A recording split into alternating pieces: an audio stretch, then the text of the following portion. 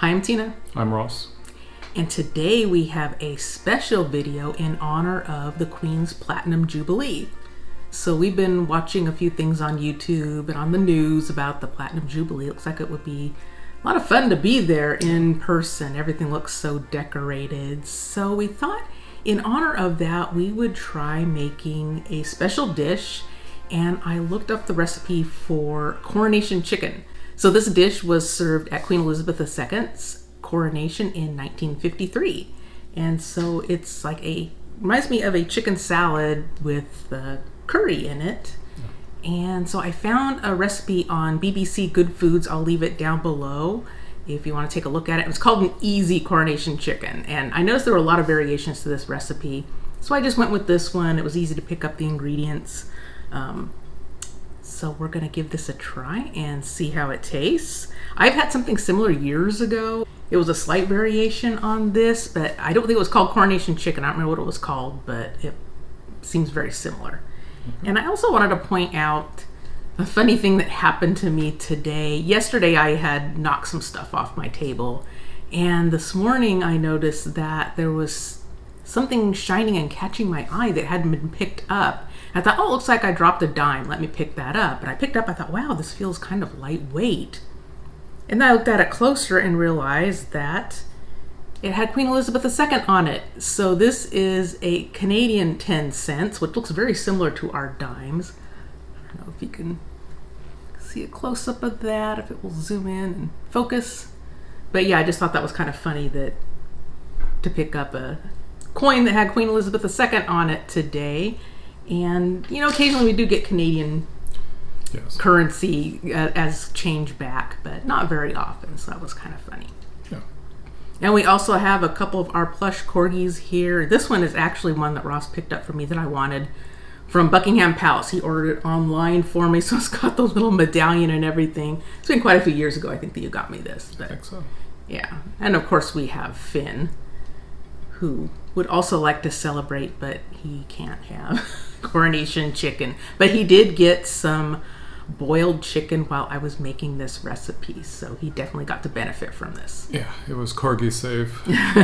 Yes, it was. So you ready to give this a try and see how it is? Sure. Smells fantastic. Smells really good, yeah. Has some nice spices. And I understand you can serve this a lot of ways. You can serve it as a sandwich, as a salad, on a jacket potato, or if you're American, baked potato. So a lot of different ways to have this. Yes. Thought we go. It's kind of a warm day, so I thought a salad would be good. Mm-hmm. Mm. Mm.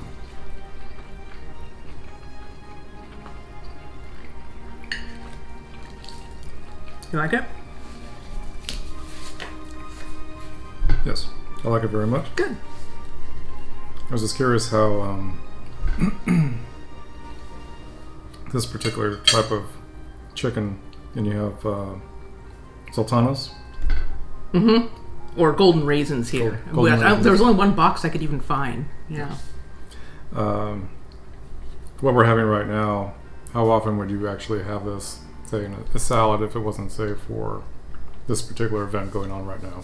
Yeah, and I understand the original recipe may have actually had dried apricots, which I believe the recipe I had before had dried apricots in it. Also has mango chutney and, of course, curry powder. Mm-hmm. Yeah, it's funny because I know I've heard you say I really don't prefer to have sweet sauces with meat, but yeah, this goes very nicely together. It does go nicely. The spices and also the sweet.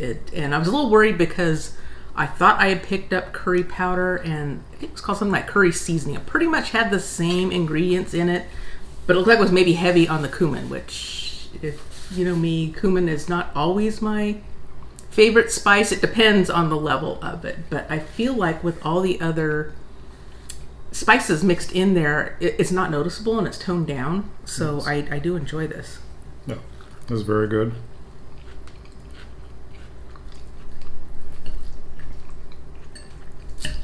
Would definitely love having this again. Yeah. Top notch. Yeah, I haven't had it for years, the one that I made before, so this is kind of a nice change. And it makes a really nice summer meal. Yeah. You know, you got your good proteins and a little lettuce. Nice and cool. Didn't have to heat up the house too much. Right. Now, when you said you made this before, it was roughly when? Oh my gosh. I mean, it may have been 15, 20 years ago. That long ago. It stands out to me because it was such an unusual recipe, and I remember I enjoyed it then. But I do remember having the mango chutney, and I just think it had dried apricots instead of the sultanas. But yeah, I enjoyed it, so it was kind of nice to have it again. I had no idea that the similar recipe, or maybe it was just based on Coronation Chicken, and they just called it something else because it was geared towards an American audience, and it wouldn't make sense for us. But. Yeah. So let us know down in the comments, how are you celebrating the Jubilee, or are you celebrating at all? Maybe not at all. Maybe you're not interested in the royal family. It's kind of funny because I think Americans do. We like to pay attention to all the pageantry that goes on with events like this. So let us know, are there any special meals that you have? What do you have planned for this weekend? We understand it's a 4-day bank holiday. I don't think we have anything like that here. So sounds pretty special. It does. So shall we have a toast to the Queen? Yes. To Queen Elizabeth II?